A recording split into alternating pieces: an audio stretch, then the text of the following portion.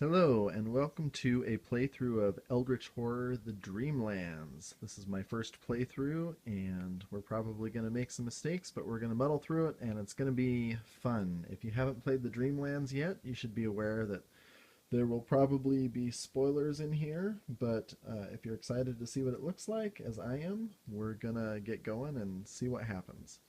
I've already set up the game and I've drawn random characters, so we're just going to move over to the characters and see what we've drawn. So our first investigator is Daisy Walker.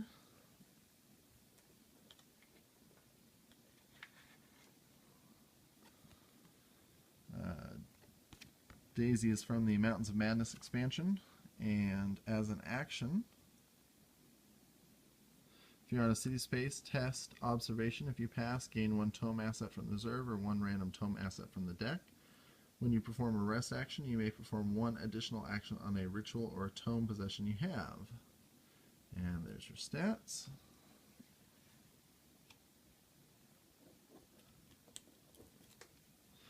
And the two assets she starts with.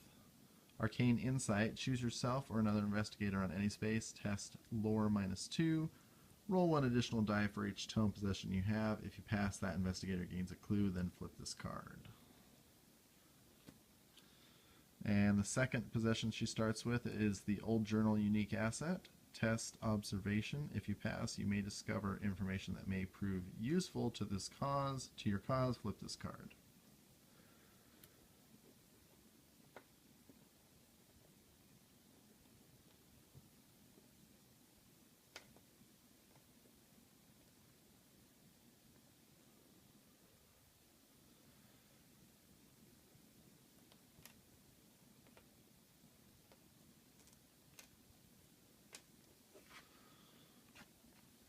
Alright, our second investigator is from the Dreamlands expansion, Gloria Goldberg. She is the author. As an action, if you're on a city space, gain one tome asset of your choice from the reserve or the discard pile. You and other investigators on your space roll one additional die when resolving a test during an otherworld encounter. So there's your stats.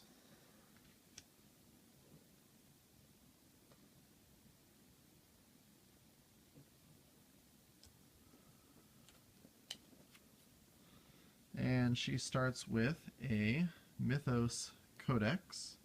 Action, you muster the courage to look upon the secrets of the universe. Test will. If you pass, the pages contain knowledge your mind can hardly fathom. Flip this card.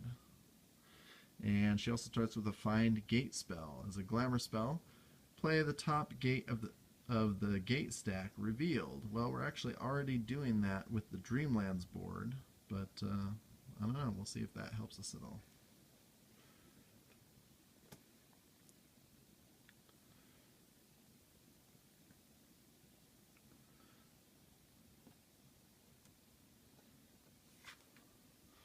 Next investigator that we picked was Amanda Sharp, the student.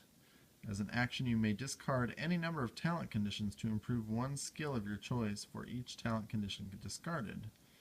If you would improve a skill, you may gain one talent condition instead. Okay, and that's her stats.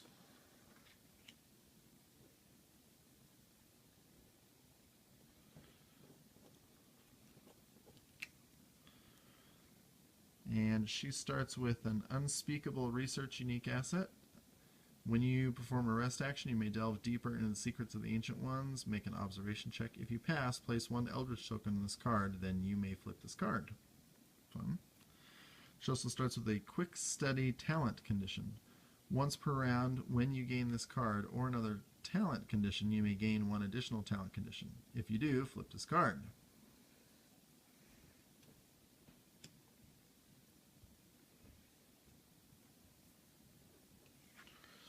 Okay, and last we have Akashi Anyela from the base game, the Shaman. And as an action, you can look at the top two gates in the gate stack, put one gate on the top of the gate stack and the other on the bottom. That, I'm not quite sure how well that will play with Glory and the Find Gate and the Dreamlands when we're playing with the top three gates face up, but we'll just see. We'll have to try it and see how it goes. And her passive ability is when you close a gate during another room encounter, you may move to any space containing a clue or a gate. There's her stats.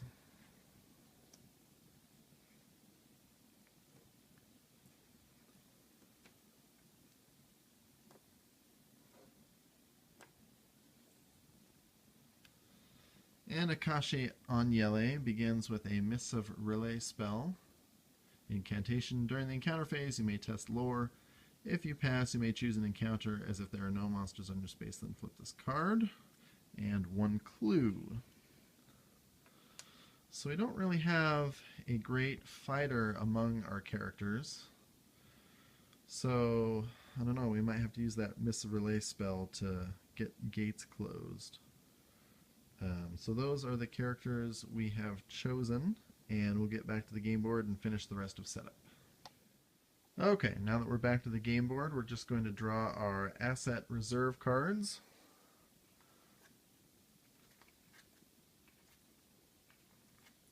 Just draw the top 4 here. Okay, looks like we have the good old Bullwhip. Get focus. Gain +1 strength during combat encounters. You may reroll a die when resolving a strength test during a combat encounter. Next, we have the Enchanted Cane. Item magical weapon. Gain +3 attack during combat encounters. Fun. Okay, we have the Arcane Scholar. Gain +1 lore. You may reroll 1 die when resolving a lore test. That will be good for our spellcasters. And Fresh Fruit, everyone's favorite. When you perform a rest action, you may discard this to recover 1 additional health and 1 additional sanity. So we'll just put those down in the reserve. Bullwhip, Cane, Arcane Scholar.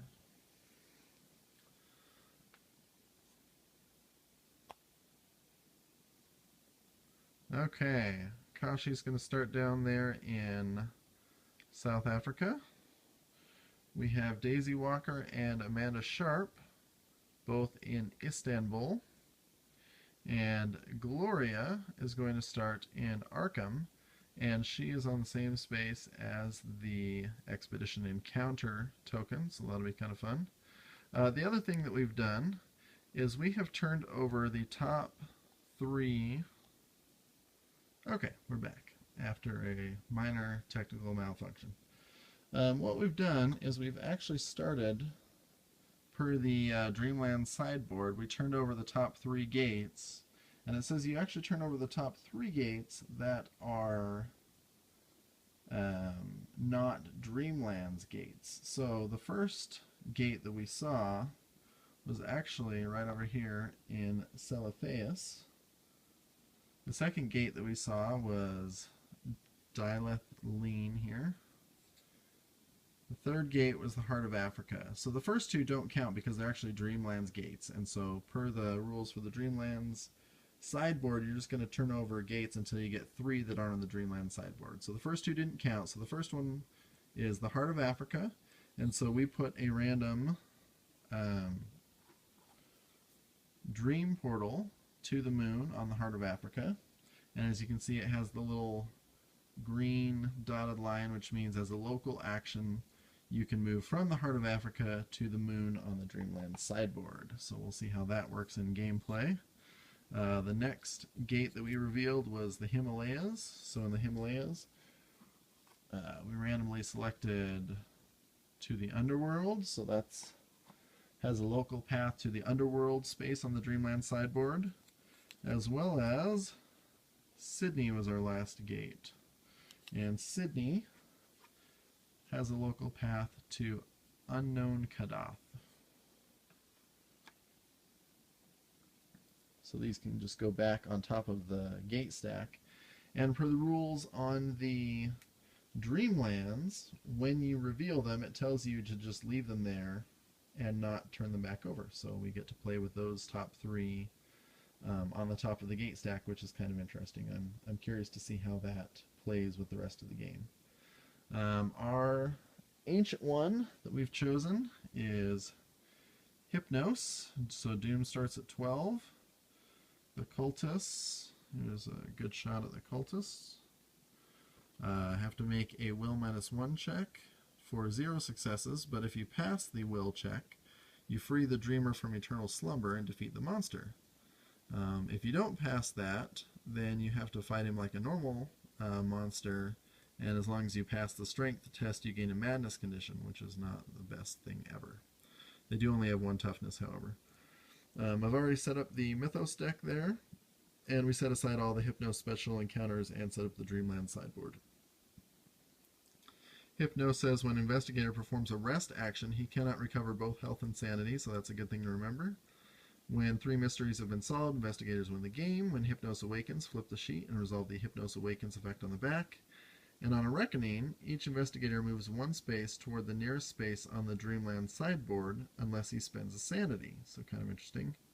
And the flavor text says, Hypnos, Lord of Sleep, whispers softly to wayward dreamers, drawing them into his realm of madness. So there is our Ancient One, Hypnos. There we go, back into focus. Okay, down here in Sydney, we have a clue, and we had another clue somewhere on the board. I've lost it now. Oh, I remember. It's on the sideboard, so we'll just redo this shot here.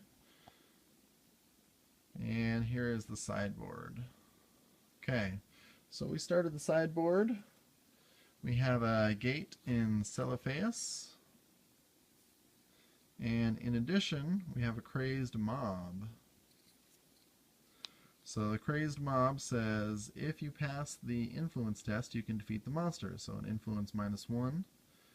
And then the strength -3 is really tough. And on a reckoning, roll a die on a 1 or 2 advanced doom by 1. So these are not happy fellows. So there's our crazed mob. In addition, we have a clue on the moon. We have this dream token where you can have special dreamland encounters on the underworld. And that's about all that's happening on the Dreamlands. So, when we come back, we will take our first turn and see how the game goes. I hope to see you all next time. Thanks for watching.